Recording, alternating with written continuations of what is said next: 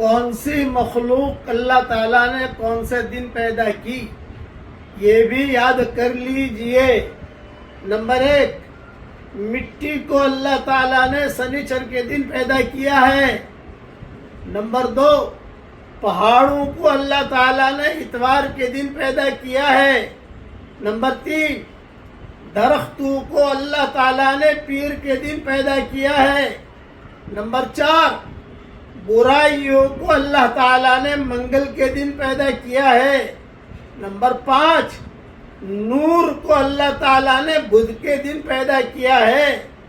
Number 6، جانوروں کو اللہ تعالیٰ نے جمعرات کے دن پیدا کیا ہے۔